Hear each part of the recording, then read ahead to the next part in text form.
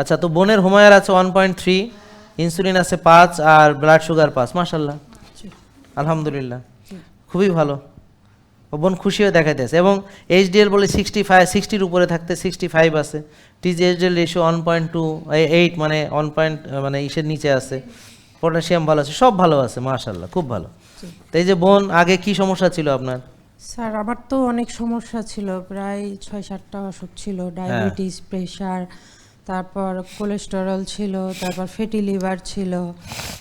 তো এগুলো এখন কিছুই নাই, এখন সব রিপোর্ট ভালো, উনিও ভালো, জি, আলহামদুলিল্লাহ। আলহামদুলিল্লাহ। Thank you. স্যার আমি সেহরিতে শুধু পিঙ্ক সল্টের পানি আর চিয়া সিড খেয়ে রোজা রাখতেছি। ওকে, আপনার ইনশাআল্লাহ যদি ভালো কষ্ট feel না হয় করছি। তাহলে কোনো অসুবিধা নেই, বাট ইফ ইউ ফিল মানে যে এখন আমার তো ওজন কম, জি আরও যদি কমে যায়, তখন আপনি ডিম খাবেন, জি। বাদাম খাবেন। হ্যাঁ, তারপর যদি মনে করেন আরও দুর্বল লাগে শেষের দিকে, তখন মাছ মাংস যে কোনো কিছু সবজি দিয়ে খেতে পারবেন, ঠিক আছে? আল্লাহর রহমতে দুর্বল লাগতেছে না না স্যার, লাগলে তবে চলবে। এই কয়েকদিন রোজাতে 2 দিন ডিম খেয়েছি সেহরিতে, আর হ্যাঁ। চিয়া সিড খেয়েছি। এটা আপনার শরীর according to your body language, ঠিক আছে? জি, থ্যাংক ইউ। আসসালামু আলাইকুম। ওয়ালাইকুম আসসালাম। অর্থাৎ আপনার শরীরে ধরেন ওনার 30টা রোজা রাখতে হবে। এখন উনি তো দেখলেন এমনিতে অতিরিক্ত তেমন কিছু শরীরে জমা নেই। ভাই আপনার জুতা মনে হয়,